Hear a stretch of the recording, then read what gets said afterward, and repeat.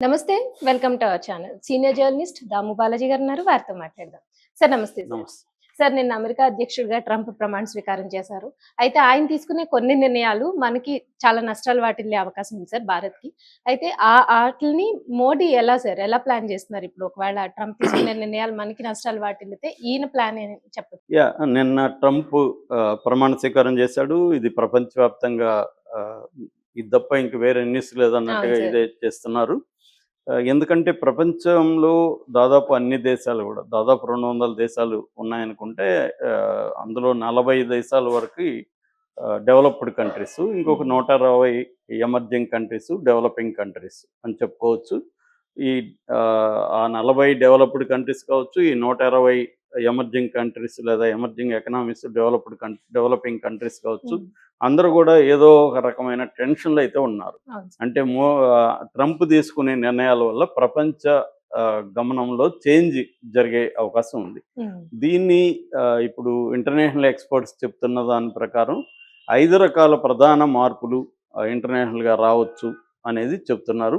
అవి ముందుగా నేను మాట్లాడతాను. దాని తర్వాత ఇండియా విషయానికొస్తాను. Okay sir. So, big changes ఏందంటే, ఒకటి, అమెరికాకు సంబంధించిన అలియన్స్ మిత్ర దేశాలు కొన్నున్నాయి హ్మ్. అమెరికాకి. హ్మ్. ఆ దేశాలకు గూడా దెబ్బ తగులుతుంది. ఇప్పుడు ట్రంప్ ట్రంప్ తీసుకున్న తీసుకున్న నిర్ణయాల వల్ల. హ్మ్. ఆ దేశాలు ఏవేవి? యూరోపియన్ కంట్రీస్ గావచ్చు, జపాన్ గావచ్చు, నార్త్ కొరియా గావచ్చు. ఆహ్, ఏ నార్త్ కొరియా అలియన్స్ కాదు. బట్ నార్త్ కొరియా గూడా మంచి చెడు ఉన్నాయి. హ్మ్. ముఖ్యంగా ఈ అలియన్స్, ముఖ్యంగా నాటో, నార్త్ అట్లాంటిక్ ట్రీటీ అనే ఆర్గనైజేషన్ ఉంది. అదే ఇప్పుడు ఉక్రెయిన్, రష్యా వార్‌కి కూడా ఈ నాటో పాత్ర ఉందన్నమాట. హ్మ్. ఇప్పుడు ట్రంప్ ఏం చేస్తున్నాడంటే, అమెరికా ఫస్ట్ అనే పాలసీని ఆయన తీసుకొస్తున్నాడు. Okay sir. అట్లాగే మగా అంటారు. మగా అంటే మేకింగ్ అమెరికా గ్రేట్ అగైన్. ఈ మగా అండ్ అమెరికన్ ఫస్ట్ పాలసీ. అంటే మిత్రుల, శత్రువుల అనవసరం. హ్మ్. ఫస్ట్ మాకు అమెరికా ఇంపార్టెంటు. సో, మేము మిత్రుల పేరుతో మా డబ్బులంతా అక్కడ మేము వాళ్ళకి హ్మ్. ఎందుకు పెట్టాలి అనేది ట్రంప్ అడుగుతున్నాడు. అట్లా ఇప్పుడు నాటో ఫండ్ మేమెందుకు ఇవ్వాలి? NATO fund. మీరు కూడా నాటోలో ఉన్న దేశాలందరూ మీ జీడీపీలో 5% ఇవ్వండి అని ట్రంప్ ఆల్రెడీ వాళ్ళకి చెప్పాడు. దాన్ని ఆల్రెడీ జర్మన్ రిజెక్ట్ చేసింది. బ్రిటను వ్యతిరేకిస్తుంది. జపాను వీళ్ళు వ్యతిరేకిస్తున్నారు. కెనడా వ్యతిరేకిస్తుంది. ఇవన్నీ ఉందన్నమాట. సో, ఇది పెద్ద మార్పు. అంటే మిత్ర దేశాల్లో డబ్బులు పెట్టడాన్ని కూడా హ్మ్. ఆహ్, ఇష్టపడట్లేదు ట్రంప్. హ్మ్. విత్‌డ్రా చేసుకుంటాడు. అంటే ఆల్రెడీ డోజ్ అనే ఒక సంస్థను కూడా ఏర్పాటు చేశారు. డోజ్ అంటే department of government efficiency. Already దాంట్లో ఇలాన్ మస్క్, వివేక్ రామస్వామి అని ఇండియన్ ఆరిజిన్ బిజినెస్ మ్యాన్ వీళ్ళు ఉన్నారనమాట. హ్మ్. కాకపోతే వివేక్ రామస్వామి బయటికెళ్ళిపోతున్నాడని వార్తలొచ్చాయి. Okay sir. ఏదేమైనా గవర్నమెంట్ ఎఫిషియన్సీ అంటే గవర్నమెంట్ స్పెండ్ చేస్తున్న అమౌంట్‌ని తగ్గించాలి. హ్మ్. యాక్చువల్‌గా ఇవాళ అమెరికన్ గవర్నమెంటు వాళ్ళ జీడీపీలో 25, 30% అమెరికన్ గవర్నమెంట్ స్పెండ్ చేస్తుంది వేరియస్ హ్మ్. దీనికోసం. ఒకటి, తన మిత్ర దేశాలకు సపోర్ట్‌గా ఫండింగ్ ఇవ్వడం, డిఫెన్స్ కావచ్చు, ఇంకో దానికి కావచ్చు. 2, ఇంటర్నల్‌గా పెద్ద కంపెనీలకి బెయిల్ ఔట్ ప్యాకేజెస్ ఇవ్వడం. హ్మ్. ఫర్ ఎగ్జాంపుల్ అమెరికాలో జాంబీ కంపెనీలంటే వాళ్ళ రెవెన్యూ అనేది వాళ్ళ అప్పులకి వడ్డీ కట్టడానికి కూడా సరిపోదు. అలాగా హ్మ్. వరుసగా 3 ఏళ్ళు గాని జరిగితే దాన్ని జాంబీ కంపెనీ అని పిలుస్తున్నారు. ఓహ్! సో, అలాంటి కంపెనీలు మూసేయాలి మామూలుగా అయితే. అవును సార్. కానీ అమెరికన్ గవర్నమెంట్ ఏం చేస్తుంది, అలాంటి కంపెనీలకి బెయిల్ ఔట్ ప్యాకేజ్, అంటే వాళ్ళకి డబ్బులిచ్చి వాళ్ళ నష్టాల్ని నివారించే ప్యాకేజీ, వాళ్ళ అప్పుల్ని తోసేసే ప్యాకేజీ ఇవి చేస్తుంది. ఈ జాంబీ కంపెనీలు అమెరికాలో 20% వరకు ఉన్నాయండి మొత్తం కంపెనీల్లో. హ్మ్. అంటే ఇది ఇట్లాంటి వాటినన్నిటిని కూడా ట్రంప్ కట్ చేసి, అంటే డొమెస్టిక్‌గా వితిన్ అమెరికాలో గవర్నమెంట్ ఎక్స్‌పెండిచర్‌ని కట్ చేయడం, గవర్నమెంట్‌ని మోర్ ఎఫిషియెంట్‌గా పనిచేయించడం అనేది ఒకటి. తన మిత్రులకి హెల్ప్ చేస్తున్న చోట కట్ చేసుకోవాలి. అందుకనే ఇజ్రాయెల్‌ని కూడా బెదిరించాడు. ఇజ్రాయెల్‌కి ఫండ్ కూడా మేము తగ్గించేస్తామని చెప్తున్నాడు. అందుకనే ఇజ్రాయెల్ శాంతి ఒప్పందం చేసుకోమన్నాడు హమాస్‌తో. హమాస్‌తో ఇజ్రాయెల్ శాంతి ఒప్పందం కూడా చేసుకునింది. అంటే హ్మ్. చాలా వేగంగా కదులుతున్నాడు ట్రంప్. ఈ చేంజ్ ఫస్ట్ చేంజ్. రెండవది, ఆపర్చునిటీ ఫర్ రైవల్స్. అంటే అమెరికాకి రైవల్స్‌గా కొంతమందున్నారు. రష్యా గావచ్చు, చైనా గావచ్చు, నార్త్ కొరియా గావచ్చు, ఇలాంటోళ్ళు. ఇలాంటి వాళ్ళకు దీనివల్ల ఆపర్చునిటీస్ కూడా వస్తాయని చెప్తున్నాను. ఫర్ ఎగ్జాంపుల్ ఇప్పుడు ఉక్రెయిన్‌తో వారు పోతే రష్యా కొంత బెనిఫిట్ అయ్యే అవకాశం ఉంది. రష్యా మీద ఆల్రెడీ ఆంక్షలు ఉన్నాయి, ట్రేడ్ ఆంక్షలు, ఎకనామిక్ ఆంక్షలు, అవన్నీ కూడా తగ్గితే రష్యాకి హెల్ప్ అవుతుంది. సో అలాగే నార్త్ కొరియా ప్రెసిడెంట్ కూడా గతంలో కూడా ట్రంప్తో కలిసాడు కిమ్. చైనా కూడా ఎలా అవుతుంది అనేది నేను సపరేట్గా మళ్ళీ చెప్తాను. Okay sir. దీని తర్వాత రైజింగ్ ప్రొటెక్షనిజం, ఇది మేజర్ ట్రంప్ పాలసీ. ఆయనకి తారిఫ్ అంటారు, అంటే మన దేశంలో ఇప్పుడు ఇంపోర్ట్ చేసుకుంటాం కొన్ని వస్తువులని, వాటి మీద సుంకం వేస్తాం, దాన్ని తారిఫ్ అంటారు ఇంగ్లీష్లో. ట్రంప్ పదే పదే ఏం చెప్తాడంటే ప్రేమ మతం, ఈ 2 పదాల తర్వాత నాకు డిక్షనరీలో ఇష్టమైన పదం తారిఫ్ అని చెప్పాడు ఆయన. సో ఐ లవ్ తారిఫ్ అని ఆయన ప్రకటించాడు. అంటే అర్థమేంటి, ఆయన చైనా మీద 100% టారిఫ్స్, తర్వాత మెక్సికో ఇలాంటి దేశాల మీద, కెనడా, మెక్సికో వాటి మీద 25%, ఇతర గ్లోబల్గా అందరి మీద 10% టారిఫ్స్ విధిస్తానని చెప్తున్నాడు. ఈవెన్ ఇండియాని కూడా ఆయన కింగ్ ఆఫ్ టారిఫ్స్ అన్నాడు గతంలో. ఇండియా మా గూడ్స్ మీద ఇండియా టారిఫ్ వేస్తుంది, మేము ఒక సైకిల్ మేము అక్కడికి పంపించాం అనుకో, దాని మీద 100% వేస్తే వాళ్ళ దేశం నుంచి ఒక సైకిల్ మా దేశంలోకి వస్తే మేము కూడా 100% వేస్తానని గతంలో ఇండియా గురించి కూడా ఆయన చెప్పాడు. ఇది మేజర్ ఆయన తీసుకుపోయే నిర్ణయాలలో ఇది ట్రేడ్ వార్స్కి దారితీసే అవకాశం ఉంది వరల్డ్ వైడ్గా. ఎందుకంటే ఇప్పుడు అమెరికా టారిఫ్స్, అమెరికాకి ఎక్స్పోర్ట్ చేస్తారు, ఆ వస్తువుల మీద వాళ్ళు సుంకం అనేది పెంచుతారు. పెంచినప్పుడు అమెరికా నుంచి ఇంపోర్ట్ చేసుకునే దేశం కూడా పెంచుతుంది కదా, దీనివల్ల ట్రేడ్ వార్స్ వచ్చే అవకాశాలు బలంగా ఉందనేది రీసెంట్గా IMF కూడా ప్రకటించింది అనమాట. అట్లాగే సప్లై చైన్ డిస్టర్బ్ అయిపోతుంది. ఇప్పుడు వరకు ఒక పద్ధతిలో వెళ్తుంది, దీన్ని కంప్లీట్గా డిస్టర్బ్ చేయబోతున్నాడు. ఎందుకంటే ఇప్పుడు రాబోయే కాలంలో టెక్నాలజీస్ పెద్ద 6G రాబోతుంది, ఆల్రెడీ ఇప్పుడు 5G ఉంది, 6G వస్తుంది, AI రెవల్యూషన్ పెద్ద ఎత్తున జరుగుతుంది, రోబోటిక్స్ పెద్ద ఎత్తున వస్తున్నాయి, ఎలక్ట్రికల్ వెహికల్స్ పెద్ద ఎత్తున రాబోతున్నాయి. ఇవన్నీ కూడా డిస్రప్ట్ అయిపోయే అవకాశం ఈ టారిఫ్స్ వల్ల ఉందన్నమాట. ఆల్రెడీ చైనా ఉంటుంది, నువ్వేస్తే మేము కూడా వేస్తామని చెప్తుంది. ఆల్రెడీ ఇండియాలో ఎక్కువ వేస్తున్నారు. ఇప్పుడు ఇండియన్ ఎక్స్పోర్ట్స్ అంతా కూడా ఎక్కువగా నెంబర్ 1 అమెరికా ఉన్నింది మొన్నటి దాకా. 2024లో చైనా మనం నెంబర్ 1 అనమాట. మన దేశం నుంచి ఎక్స్పోర్ట్స్ చేసే కంట్రీస్లో హైయెస్ట్ వచ్చి చైనా వచ్చింది. మళ్ళీ ఇప్పుడు అమెరికా వచ్చిందని చెప్తున్నారు రీసెంట్గా. సో ఇలాగా ఏదేమైనా అమెరికా, చైనా మనకి ఎక్కువగా మనం ఎక్స్పోర్ట్ చేసే కంపెనీ. సో దానివల్ల డిస్టర్బ్ అవుతుంది. ఇక 4వది ఎరా ఆఫ్ ఎక్స్పాన్షన్. ఇప్పటి వరకు ఏంటంటే అమెరికా ఎక్స్పాండ్ కావట్లే, అంటే వేరే దేశాల్లోకి చొరబడిపోయేది తక్కువ ఉంది. ఇతను ఏం చేస్తున్నాడు, ఇంతకుముందు ఐసోలేషన్లో ఉండాలనేది ఇతను పాలసీ ఉండేది, ఇప్పుడు ఎక్స్పాండ్ అవుతాం అనుకుంటున్నాడు. అందుకనే కెనడాని 51st స్టేట్గా నేను కలుపుకుంటున్నాను అంటున్నాడు. డెన్మార్క్ నుంచి గ్రీన్లాండ్ని లాక్కుందాం అనుకుంటున్నాను అని చెప్తున్నాడు. పనామా కాలువ మా కంట్రోల్లో ఉండాలని చెప్తున్నాడు.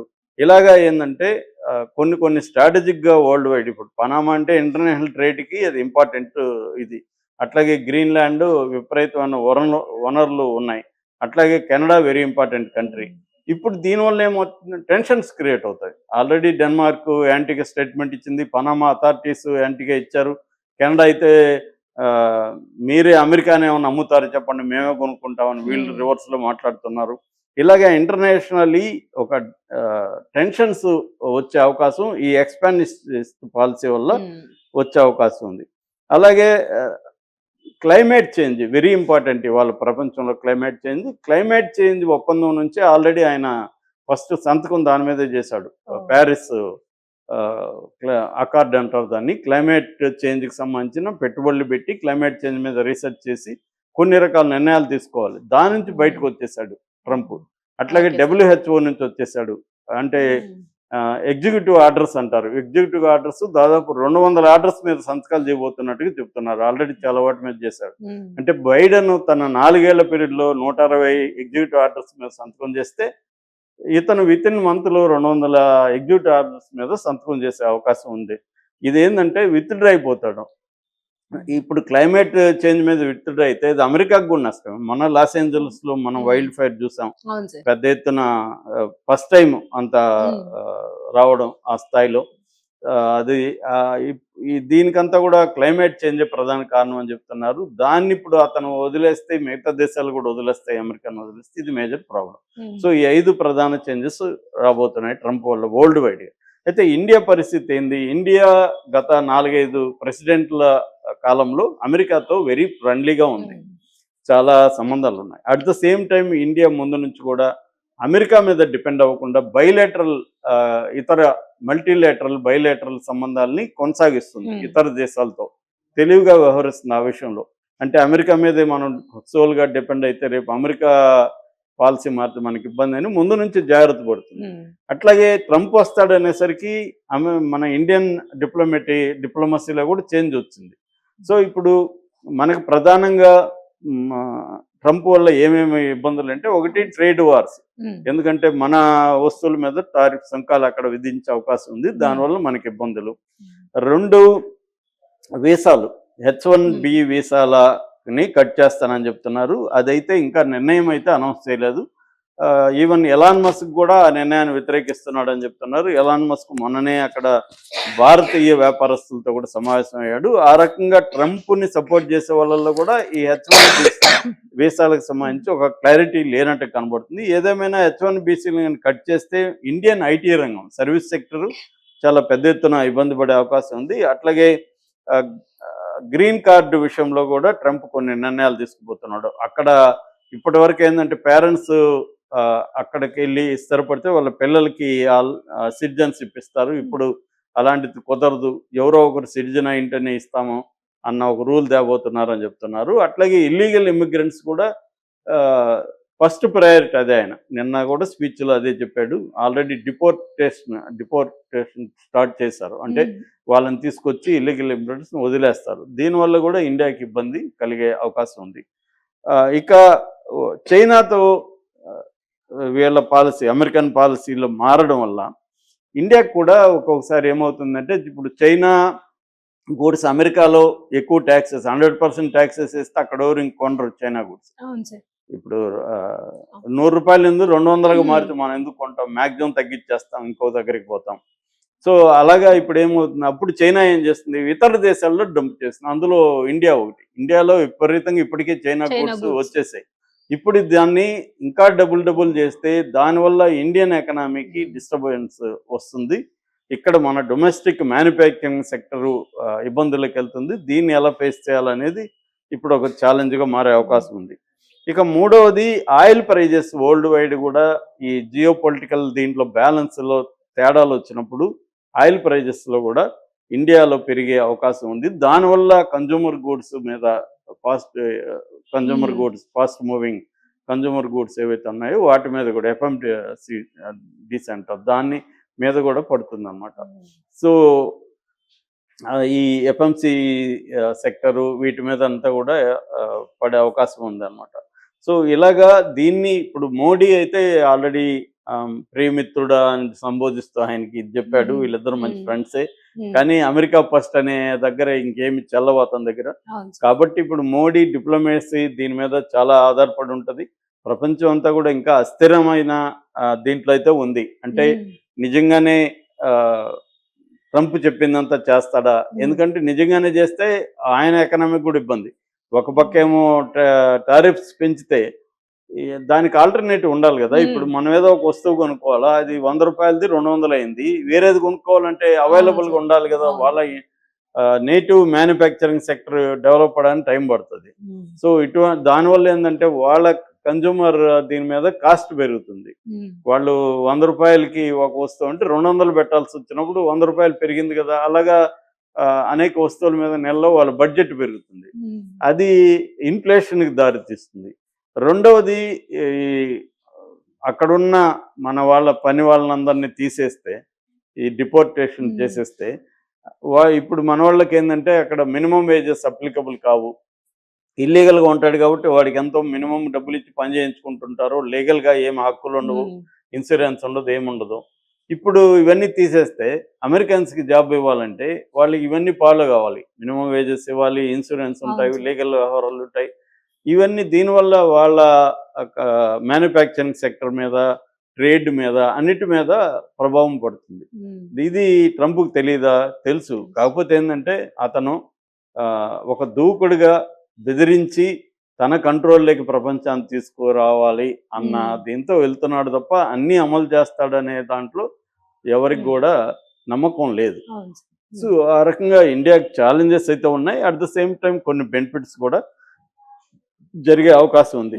అది మోడీ దీని మీద కూడా ఆధారపడుతుంది. వరల్డ్ వైడ్గా ట్రంప్ ఎలాంటి నిర్ణయాలు తీసుకుపోతున్నాడు ఈ 100 రోజుల్లో క్లారిటీ వచ్చే అవకాశం ఉంది. ఏదేమైనా ఆల్రెడీ మనకు నష్టం అయితే జరుగుతుంది. ఎందుకంటే ట్రంప్ రావడంతో ముఖ్యంగా అమెరికన్ పెట్టుబడిదారులు మిగతా వాళ్ళు మన స్టాక్ మార్కెట్ల నుంచి పెట్టుబడులను ఉపసంహరించుకుంటున్నారు పెద్ద ఎత్తున.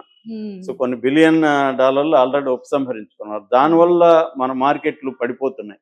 ఎప్పుడూ లేనంతగా 2016 తర్వాత బీభత్సంగా మన స్టాక్ మార్కెట్లు ఈరోజు కూడా నెగిటివ్తోనే స్టార్ట్ అయినాయి. నిన్న లైట్ బ్యాంకింగ్ సెక్టర్ వల్ల నిన్న కొద్దిగా ప్లస్లోకి వెళ్ళి ఈరోజు మైనస్లోనే స్టార్ట్ అవుతున్నాయి.